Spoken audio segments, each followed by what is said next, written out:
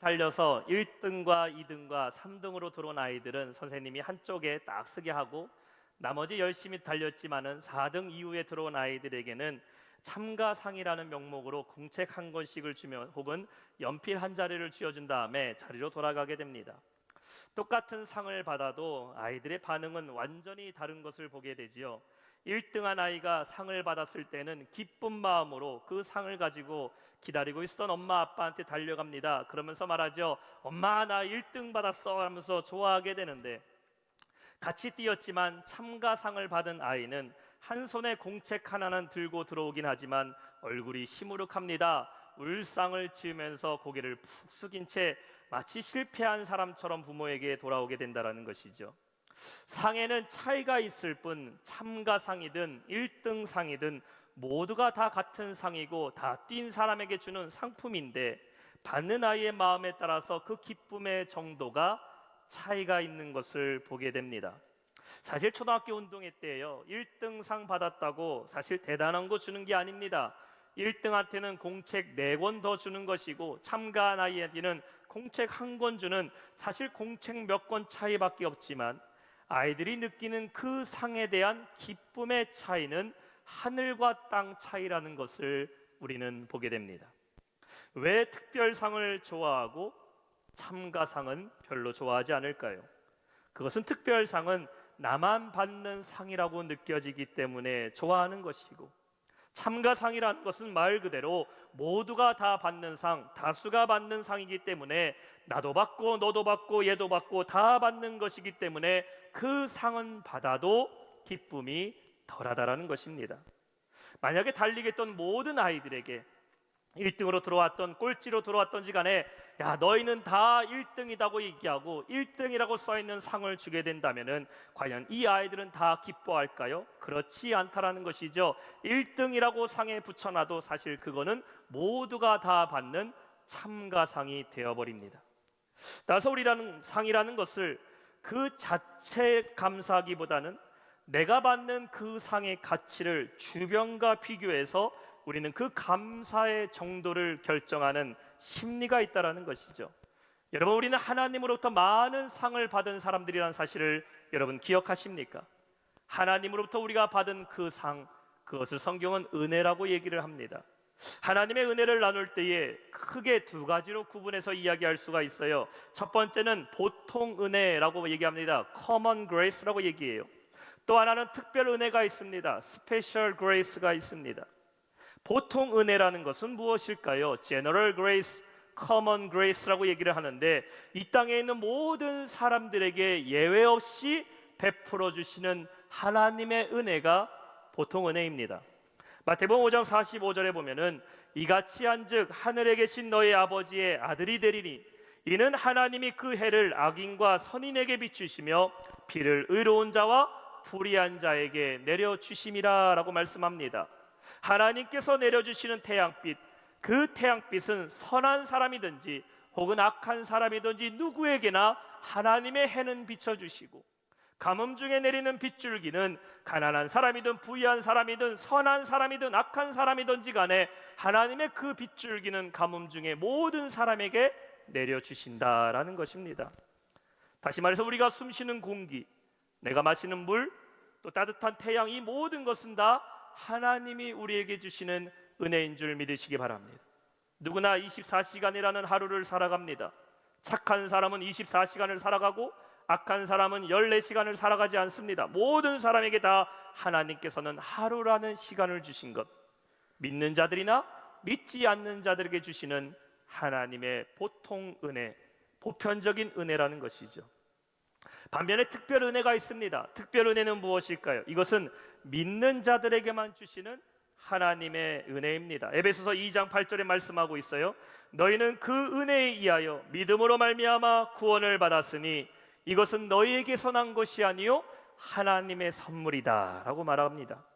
예수 그리스도를 믿는 자에게 하나님께서는 영원한 구원을 주시고 우리에게 천국을 베풀어 주셨음을 믿으시기 바랍니다. 하나님의 자녀에게만 주시는 하나님의 특별한 은혜가 있다라는 것이에요. 자, 그렇다면 여러분에게 질문하겠습니다. 여러분은 어떤 은혜에 더 큰 감사를 하고 계십니까? 보통 은혜에 감사하고 계십니까? 아니면 나에게만 주시는 특별한 은혜에 감사하고 있습니까? 여러분, 우리는 보통 은혜든지 특별 은혜든지 간에 모든 것은 다 하나님께서 우리에게 베풀어 주신 은혜란 사실을 믿으시기 바랍니다.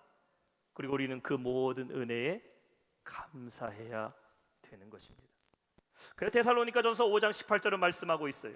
범사에 감사하라. 이것이 그리스도 예수 안에서 너를 향하신 하나님의 뜻이니라 라고 말합니다. Give thanks in all circumstances라고 말하고 있어요. 이 circumstance라는 말은 상황, 환경, 형편이라는 말입니다. 다시 말해서 너희는 언제 감사하라고 말씀하고 있어요? 모든 상황 속에서, 우리의 모든 환경 속에서, 내 모든 형편 속에 하나님께 우리는 감사해야 되는 것입니다. 오늘도 우리가 삶을 살아갈 수 있는 것, 나에게 가정을 주시고 일할 수 있는 일터를 주시고 나에게 하나님 물질을 주셔서 사용하게 하시고 오늘도 나에게 건강을 주셔서 하나님 성전에 나와서 예배할 수 있게 된 것, 이 모든 것이 다 하나님으로부터 온 은혜임을 믿으시기 바랍니다. 우리는 이것을 감사하는 자가 될 때에 하나님께서 우리에게 더 큰 은혜를 채워주시는 것이지요. 그런데 오늘 그곳에 누가 찾아가셨어요? 예수님이 찾아가시게 됩니다. 12절 보니까요, 한 마을에 들어가시니 라고 말하고 있어요. He entered a village라고 말합니다. 문둥병자들이 예수님을 초대한 게 아니에요. 제자들이 예수님께 권해서 예수님 그 마을에 한번 가보시죠. 주님이 어쩔 수 없이 이끌림 받은 것도 아닙니다. 성경에 예수님께서 직접 그 마을에 들어가셨다라고 말하고 있어요. 사랑하는 성도 여러분, 예수님은 어떠한 절망적인 인생이라 할지라도, 아무도 찾아가지 않는 외로운 인생이라 할지라도 찾아가시는 주님이심을 믿으시기 바랍니다. 고칠 수 없는 문두병같이 고칠 수 없고 벗어날 수 없는 인생의 아픔, 과거가 있다 할지라도 주님께서 그 인생에 찾아가시는 주님이심을 믿으시기 바랍니다. 이 마을에 예수님이 찾아가셨다는 것만으로 그들은 은혜를 입은 사람들이지요. 자, 예수님이 멀리서 오시는 모습을 보고서 이 문둥병자들이 외치기 시작합니다. 13절에 보면 소리를 높여 이르되 예수 선생님이여 우리를 불쌍히 여기소서 하거늘. 그들이 외치기 시작합니다. 예수님, 예수 선생님이여 우리를 불쌍히 여기소서. 아마 이 나병 환자들은 예수님께서 수많은 병자들을 고쳤다는 소식을 들었을 것입니다. 그 중에서도 무엇이 그들로 하여금 더욱더 간절하게 만들었을까요? 그것은 바로 예수님이 자신과 같은 문둥병자를 고치셨다는 소식을 그들은 들었다라는 것이죠. 이미 누가복음 5장에 보면 주님께서는 한 문둥병자를 고쳐주셨어요. 그들은 들었어요. 자신들과 똑같은 처지에 있던 사람들, 절대로 고칠 수 없다고 말하는 이 나병을 예수님은 고치셨다고 들었으니 그들은 목이 터져라 주님의 이름을 부르짖기 시작합니다. 이 순간만큼은 10명의 문둥병자들이 한 마음이 되어 있어요. 이것은 무엇을 말합니까? 10명 모두가 다 간절함과 절박함으로 주님을 찾았다라는 것입니다. 고통의 문제 앞에서는 큰 문제, 작은 문제가 없습니다. 누구나 고통은 다 동일해요. 이런 말이 있어요. 누군가 더 힘들다고 해서 내가 힘들지 않은 것이 아니다. 고통은 상대적인 겁니다. 고통은 개개인에게 주관적인 것이에요. 누구나 자기가 당한 고통이 가장 심한 겁니다. 그럴 때 우리는 어떻게 합니까? 동일한 마음으로 주님께 도움을 구한다라는 것이에요. 사랑하는 성도 여러분, 주님은 우리의 모든 문제를 해결해 주시는 주님이심을 믿으시기 바랍니다. 어떠한 고통의 문제라 할지라도 우리 예수님은 해결하지 못할 문제가 없어요. 중요한 것은 무엇일까? 우리가 주님께 응답을 하실 것을 믿고 우리는 간절히 주님께 기도해야 된다는 것입니다. 오늘 본문에 그들은 말합니다. 예수님, 나를 불쌍히 여겨 주옵소서. 주님 앞에 나올 때 우리가 어떤 마음으로 나가야 돼요? 주님, 나의 연약함을 겸손하게 주 앞에 고백하며 기도하며 나아가야 되는 겁니다. 예수님이 지금 이 마을에 들어오셨다고 해서 그들의 병이 다 고쳐진 게 아닙니다. 성경 분명히 나병 환자들이 어떻게 예수님에 대해 불렀다고 말하고 있어요. 예수님, 우리에게 긍휼을 베풀어 주옵소서. 주님이 마을에 들어가셨다고 해서 자연적으로 그들의 병이 다 고쳐진 겁니까? 아닙니다. 그들은 간절히 그 예수님을 찾았다라는 것이에요.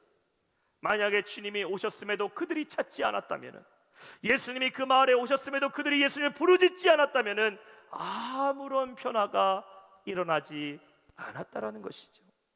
실제로 어떤 마을에서 예수님은 아무런 능력을 행하시지 않은 적도 있어요. 그것은 바로 마가복음 6장에 나오는 예수님의 고향이었습니다. 마가복음 6장 5절에 보면 거기서는 아무 권능도 행하실 수 없어 다만 소수의 병자에게 안수하여 고치실 뿐이었고 라고 말하고 있어요. 왜 예수님은 그 마을에서는 아무런 능력도 행하시지 않았을까? 6절에는 말합니다. 그들이 믿지 않음을 이상히 여기셨더라. 무슨 말이에요? 주님이 능력의 주님이란 것을 믿지 않았더라. 그 마을의 사람들은 예수님을 찾지 않으니 아무리 예수님이 그 마을에 들어가도 주님께서는 아무런 능력을 행하시지 않았던 겁니다. 사랑하는 성도 여러분, 우리는 주님의 능력을 의지하여 구하시기를 축원합니다. 오늘 이 시간 우리가 예배하러 왔어요. 예배하러 왔다 그냥 돌아가면 안 돼요. 동요의 가사처럼 물 마시러 왔다가 세수하러 왔다가 물만 먹고 돌아가 버리면 안 됩니다. 오늘 이 시간 우리가 예배하러 왔다면은 그 주님을 만나 회복을 얻는 시간 되시기를 주님의 이름으로 축원합니다. 여러분의 삶의 기도의 제목 갖고 주 앞에 해결해 달라고 겸손하게 구하세요. 그때 주님께서 우리에게 능력을 베풀어 주실 줄 믿습니다. 간절하게 도움을 구하는 그들에게 예수님께서 말씀하고 있어요. 14절에 우리 한번 한 목소리 읽어볼까요? 시작. 보시고 이르시되 가서 제사장들에게 너희 몸을 보이라 하셨더니 그들이 가다가 깨끗함을 받은지라. 사랑하는 성도 여러분, 간절한 기도에 우리 주님 반드시 응답하심을 믿으시기 바랍니다. 10명 모두가 간절하게 구해달라고 요청하니 주님께서는 10명의 나병 환자 모두를 다 고쳐주셨어요. 자, 이 10명이 모두 주님으로부터 은혜를 입었습니다. 그런데 문제가 나오고 있어요. 10명 중에 한 사람만 병 고침을 받았다면 그 사람만 받은 특별한 은혜가 되어버리는데 10명 모두가 병에서부터 고침받게 되니까 이제 이 은혜는 보통 은혜가 되어버린 겁니다. 나병에서 병을 고침받는 거 쉬운 일입니까? 문득병에서 그 몸에 새살이 돋는 거 엄청난 은혜에도 불구하고 나 혼자 고침받았다면 특별한 은혜가 되어버리는데 10명이 부르짖어 기도했더니 10명 모두가 다 고침받았으니 한순간 그 역사는 보통의 은혜가 되어버려요. 자신이 받은 은혜에 대해서 감사를 잃어버리게 됩니다. 오늘 말씀의 두 번째는 영광을 돌린 한 사람입니다. A man glorified to the Lord. 15절 말씀입니다. 그 중에 한 사람이 자기가 낳은 것을 보고 큰 소리로 하나님께 영광을 돌리며 돌아와. 10명이 고침받았어요. 그렇다면 10명 모두가 다 주님께 돌아와서 감사해야 되는 건 아닙니까? 오늘 본문에 보니까 10명 중에 한 사람만 돌아와서 하나님께 감사와 영광을 돌립니다. 우리 사자성어에 이런 말이 있어요. 역측이심이라는 말이 있습니다. 화장실 들어갈 때와 나올 때 마음이 다르다라는 말이죠. 나병 환자였을 때 그들은 이 병만 고치게 된다면 주님 앞에 무엇이든지 드릴 각오가 다 되어 있는 사람 같아 보였는데 정작 자신의 병을 고쳐주니까 돌아오지 않아요. 뿔뿔이 다 흩어져 버렸어요. 9 중에 1명만 돌아왔습니다. 10명 중에 한 사람만 돌아왔어요. 찰스 브라운 목사가요, 예수님께 감사하지 않았던 9명의 심리에 대해서 이렇게 이야기를 했습니다.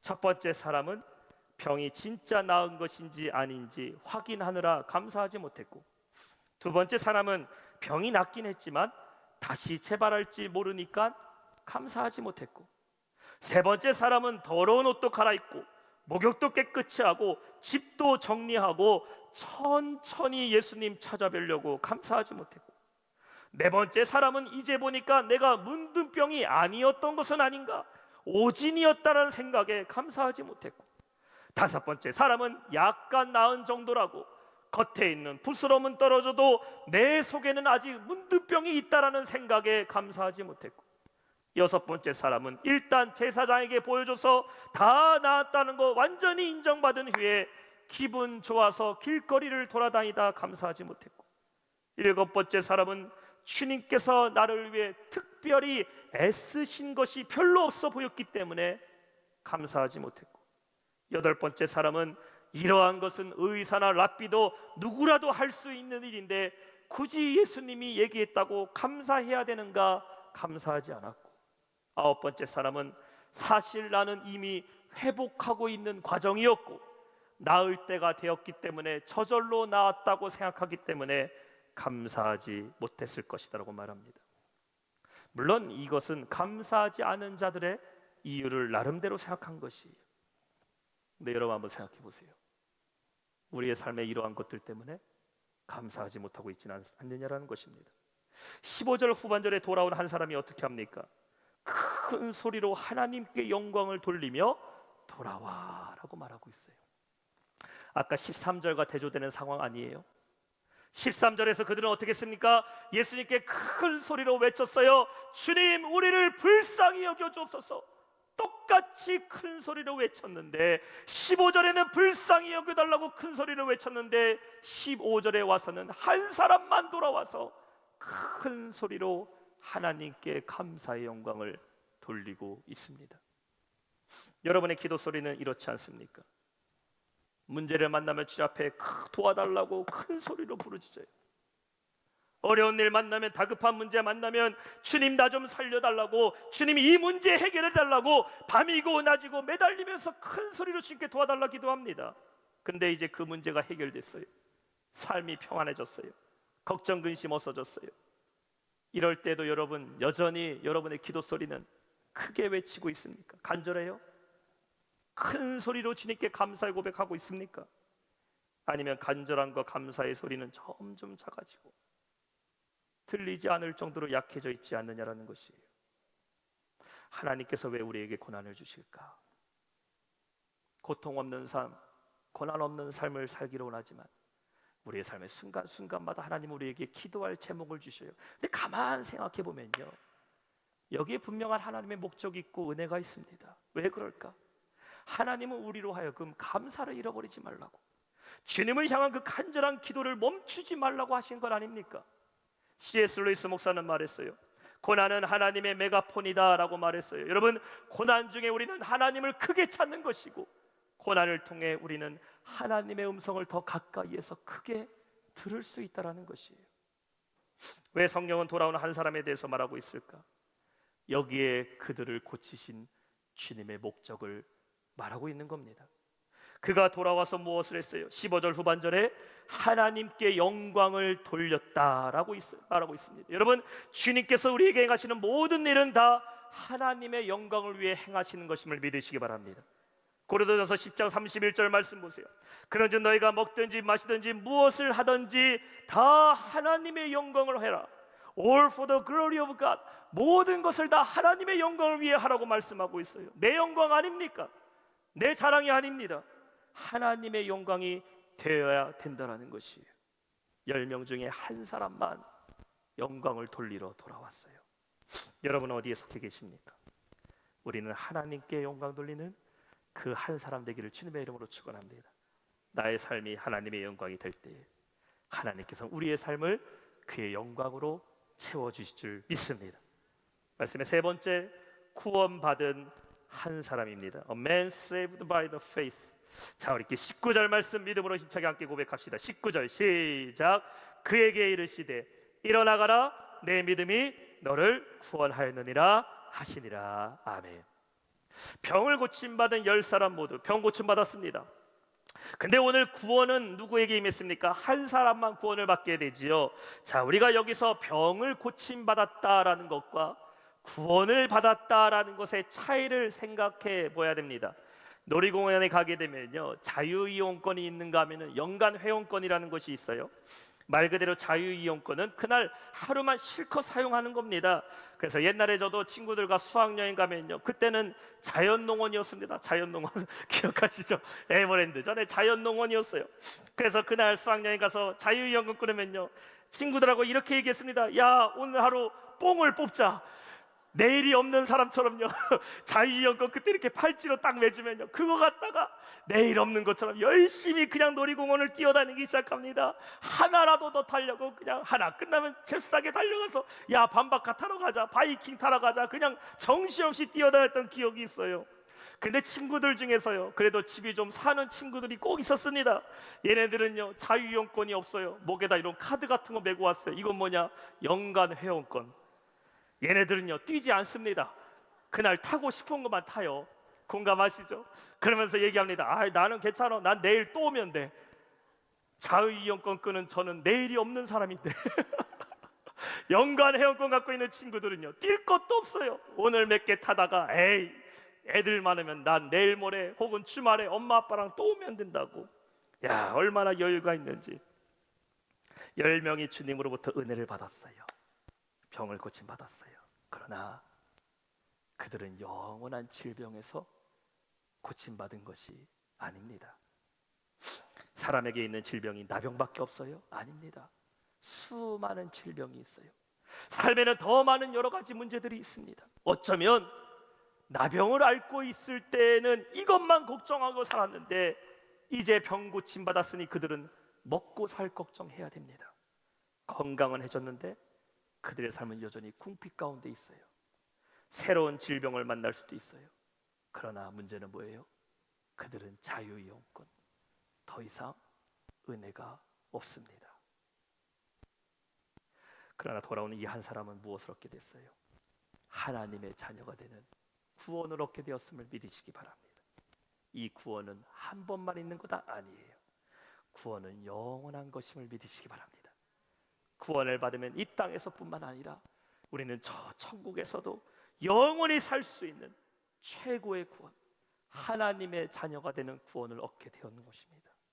돌아온 자에게 주시는 최고의 은혜 아니겠습니까?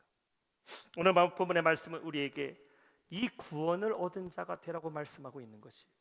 단순히 인생의 문제 하나 해결받는 것으로 끝나버리는 것이 아니라, 내일이 없는 사람처럼 살아가는 것이 아니라 우리에게는 주님이 주시는 영원한 구원의 기쁨을 회복해야 될 줄로 믿습니다. 이 구원을 얻은 사람은 더 이상 절망하지 않아요. 구원의 기쁨이 이 안에 있는 사람은 낙심하지 않습니다. 왜 그렇습니까? 내가 항상 주님을 찾을 때마다 주님은 나와 함께 하심을 믿기 때문이에요.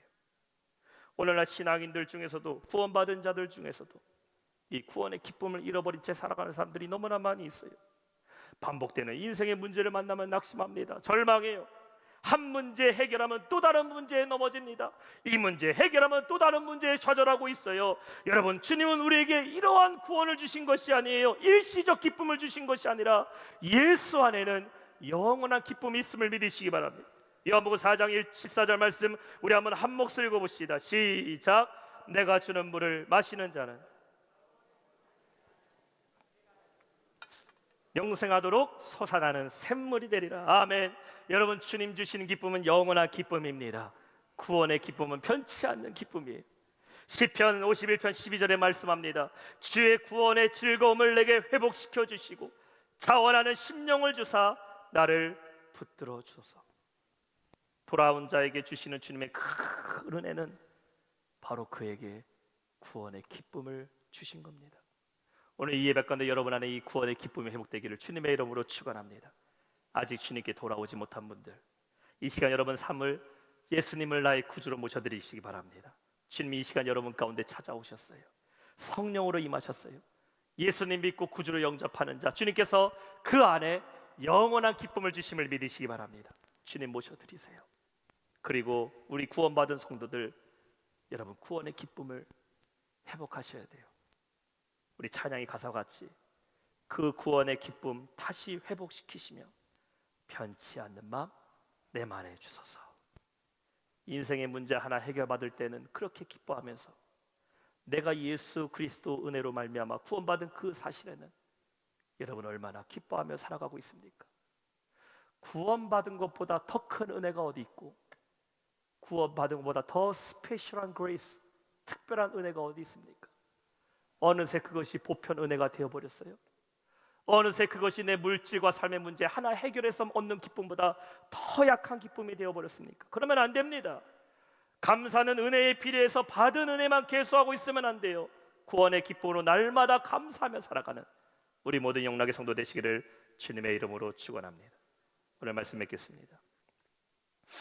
오늘 말씀을 보면서 저는 너무나 안타까웠어요. 왜 9명 다시 돌아오지 않았을까?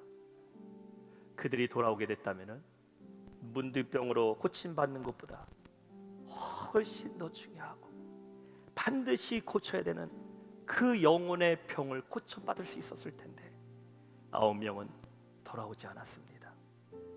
주님이 오늘 이곳에 찾아가신 목적은 육신의 질병만 고치려고 가신 것이 아니에요.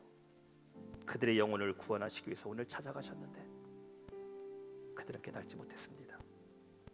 돌아온 한 사람이 육신의 질병뿐만 아니라 영혼의 문제, 그 한 사람은 해결받게 되었어요. 오늘 이 시간 주님께서 동일하게 우리의 심령에 찾아오셨습니다. 여러분이 주님 앞에 해결돼야 되는 문제가 무엇이 있습니까? 삶의 문제가 있으세요? 육신의 질병의 문제가 있습니까? 여러분, 주님께서 우리의 삶의 모든 문제를 해결하시는 분이심을 믿으시기 바랍니다. 여기서만 끝나면 안 돼요. 우리의 영혼의 기쁨도 해결돼야 돼요. 구원의 기쁨 회복돼야 됩니다. 삶의 문제만 해결됐다고 끝난 건 아닙니다. 주님께 돌아와야 돼요.